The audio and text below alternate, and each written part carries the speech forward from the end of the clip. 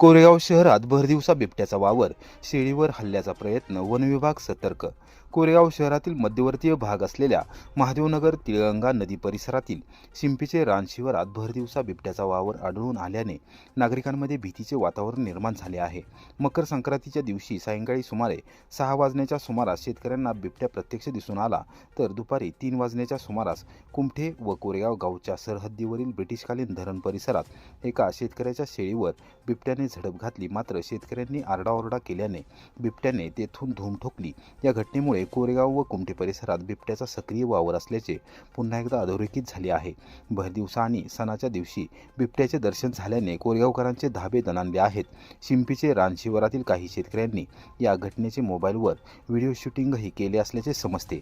माणसाची चाहूल लागताच बिबट्याने शेताच्या दिशेने प्रवेश केल्याचे प्रत्यक्षदर्शींनी सांगितले. या घटनेची माहिती शेतकऱ्यांनी ग्रामपंचायतीचे माजी सदस्य किशोर नानासाहेब बर्गे यांना दिल्यानंतर त्यांनी तातडीने कोरेगावचे वनपरिक्षेत्र अधिकारी चंद्रहार जगदाळे यांच्याशी संपर्क साधला. जगदाळे यांनी क्षणाचाही विलंब न लावता आपल्या पथकासह घटनास्थळी भेट देऊन पाहणी केली. वनविभागाच्या सर्वेक्षणात बिबट्याचे स्पष्ट ठसे आढळून आले, मात्र प्रत्यक्ष बिबट्या दिसून आला नसल्याचे स्पष्ट केले.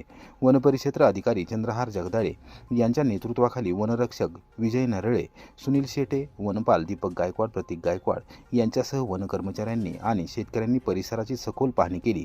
कोरेगाव शहराच्या सीमावर्ती भागात मोठ्या प्रमाणावर शेती क्षेत्र असून या परिसरात भटकी कुत्री, कोंबड्या, शेळ्या व अन्य पाळीव प्राणी असल्याने नागरिकांनी विशेष दक्षता घ्यावी असे आवाहन वनविभागाने केले आहे. पाळीव प्राणी बंदिस्त गोठ्यात ठेवावेत, गोठ्यात पुरेशी प्रकाश व्यवस्था करावी, तसेच सायंकाळी व रात्री एकट्याने शेतात जाणे टाळावे आणि सकाळी उजाडल्यानंतरच शेतात जावे अशा सूचना देण्यात आल्या आहेत. तसेच लहान मुलांना संध्याकाळी किंवा पहाटे शेताजवळ एकटे सोडू नये. नैसर्गिक विधीसाठी मुलांना उघड्यावर पाठवू नये, कारण अशा परिस्थितीमध्ये बिबट्या त्यांना प्राणी समजण्याची शक्यता असते असे वनविभागाने स्पष्ट केले आहे. कोणतीही अडचण किंवा संशयास्पद हालचाल आढळल्यास तातडीने कोरेगाव वनविभागाच्या कार्यालयाशी संपर्क साधावा. मनुष्य हा बिबट्याचे भक्ष्य नसला तरी योग्य सावधगिरी अत्यावश्यक असल्याचे वनविभागाने नमूद केले आहे. सातारा जिल्हा परिषद पंचायत समिती निवडणुकीत दोन्ही राष्ट्रवादी एकत्र येण्याचे संकेत, तातडीच्या निर्णयाची शक्यता. येऊ घातलेल्या जिल्हा परिषद व पंचायत समिती निवडणुकांच्या पार्श्वभूमीवर सातारा जिल्ह्यात दोन्ही राष्ट्रवादी काँग्रेस पक्ष एकत्रित येण्याची दाट शक्यता निर्माण झाली आहे.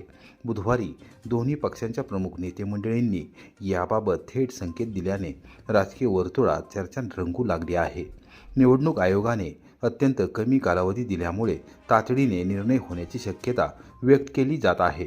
राष्ट्रवादी काँग्रेस शरदचंद्र पवार पक्षाचे प्रदेशाध्यक्ष आमदार शशिकांत शिंदे यांनी सदर बाजार येथील राष्ट्रवादी भवन येथे जिल्हाध्यक्ष बाळासाहेब पाटील यांच्या उपस्थितीमध्ये प्रमुख पदाधिकारी व कार्यकर्त्यांशी संवाद साधत निवडणुकीची रणनीती आखली. यावेळी आगामी निवडणुकांच्या तयारीचा आढावा घेण्यात आला. दुसरीकडे राष्ट्रवादी काँग्रेस पक्षाच्या पोवई नाक्यावरील जिल्हा दूध संघाच्या इमारतीमधील कार्यालयात जिल्हाध्यक्ष बाळासाहेब सोळसकर पाटील यांनी प्रमुख पदाधिकारी व कार्यकर्त्यांशी संवाद साधून इच्छुक उमेदवारांचे अर्ज भरून घेतले. संघटनात्मक तयारीला वेग देत निवडणूक रणनीतीवर चर्चा करण्यात आली.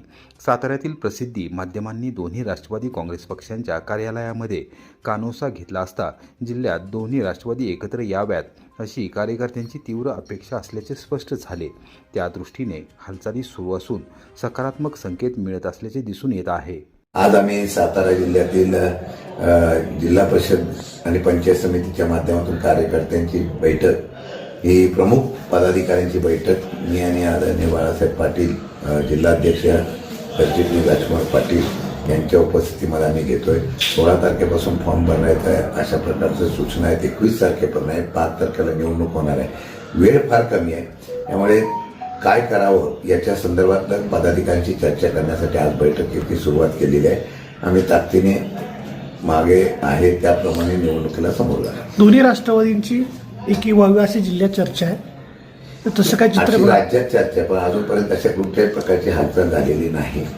निवडणुकीला स्थानिक पातळीवर जे काय अधिकार आणि आघाडी करायचा निर्णय झाला त्याप्रमाणे आघाड्या झालेल्या आहेत. जिल्ह्यामध्ये सुद्धा दोन्ही राष्ट्रवादी एकत्र यावी आणि येणाऱ्या जिल्हा परिषद पंचायत समिती एकत्रित जावा अशा प्रकारची चर्चा आहे. त्याच्यावर अद्याप कुठली बैठक झाली नाही. आज प्राथमिक स्वरूपामध्ये आम्ही काही विषयासंदर्भातून चर्चा केलेली आहे. येणाऱ्या काळामध्ये काय घडामोडी घडतील त्याप्रमाणे आम्ही निर्णय घेऊ. आज तशी सुरुवात करते, मग तिथे ज्या लोकांबरोबर आघाडी करायची आहे त्या लोकांना आम्ही त्या प्रकारे निर्णय घेण्याचा अधिकार त्यांना दिलेला आहे. मुलाखती कधी होतील तुमचं कुठल्या इथंच जिल्ह्यात सातारा? मुलाखतीला वेळच कुठं दिलेला आहे. आता फक्त आम्ही सांगितलंय की स्ट्रॉंग उमेदवार आणि इच्छुक उमेदवार करून त्यांना मुलाखती घेण्यापेक्षा तिथं तुम्हाला वाटलं की यांना आपल्याला हे करायचं त्याप्रमाणे निर्णय घेऊ. आघाडी झाली कोणाबरोबर तर त्यांना बरोबर घेऊन कोण कोण उमेदवार उभे करायचे त्यामध्ये एकमत करू. निवडणूक आयोगाने कालच जिल्हा परिषद पंचायत समितीच्या निवडणुका जाहीर केलेल्या आहेत. 16 तारखेपासून 21 तारखेपर्यंत अर्ज भरायला सुरुवात आहे. 5 तारखेला मतदान आहे. साधारणतः राष्ट्रवादी काँग्रेस पक्ष सातारा अजितदादा गटानं इच्छुकांच्या अर्ज मागणीला सुरुवात केलेली आहे. चांगल्या पद्धतीचा रिस्पॉन्स या पक्षाच्या बाजूने दिसतोय, कारण जवळपास आता 150च्या आसपास कार्यकर्त्यांनी अर्ज मागणी केलेली अजून चालूच आहे. माणसं येत आहेत अर्ज मागणीसाठी. आता हे 2 दिवसात संपल्यानंतर आम्ही साधारणतः आमचे मंत्री आणि आमचे सातारचे नेते मकरंदाबा पाटील, खासदार नितीन काका पाटील यांच्याशी बोलून चर्चा करून आम्ही मुलाखतींची तारीख ठरवणार आहे. मुलाखतींची तारीख ठरल्यानंतर मुलाखती घेतल्या जातील आणि मुलाखती घेतल्यानंतर पुढची प्रोसिजर सुरू होईल. आमचे राज्याचे नेते, राज्याचे उपमुख्यमंत्री अजितदादा हे जी भूमिका घेणार आहेत, मग स्वतंत्र लढायचं का कोणाबरोबर युती करायची हे धोरण वरच्या पातळीवर होईल आणि त्या पद्धतीने आम्ही निर्णय घेणार. राष्ट्रवादी काँग्रेस पक्षाचा झेंडा राष्ट्रवादी या जिल्हा परिषदेवर लागावा आणि पुनर्गत वैभव सातारचं पूर्वीचं राष्ट्रवादीचं निर्माण करण्याच्या दृष्टीनं अटोकाट आम्ही सर्व मंडळी एक जीवाला प्रयत्न करणार. मकर संक्रांतीनिमित्त सातारा येथील श्री पंचमुखी गणेश मंदिरात पतंगाची आकर्षक सजावट. संक्रांतीच्या पावन पर्वानिमित्त सातारा शहरातील श्री पंचमुखी गणेश मंदिरात विशेष अशी पतंगांची आकर्षक सजावट करण्यात आली होती.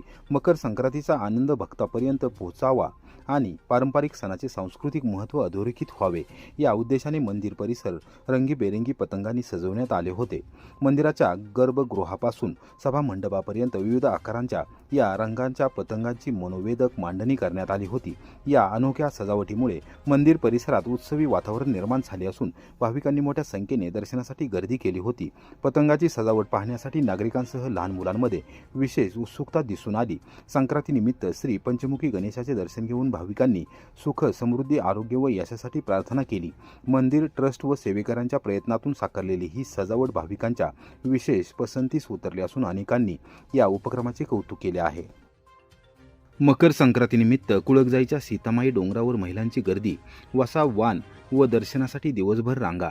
मान तालुक्यातील कुळकजाई येथील सीतामाईच्या डोंगरावर मकर संक्रांतीनिमित्त वसा देण्यासाठी व सुवासिनींचा वाण लुटण्यासाठी बुधवारी सकाळपासूनच दिवसभर महिलांची मोठी गर्दी उसळली होती.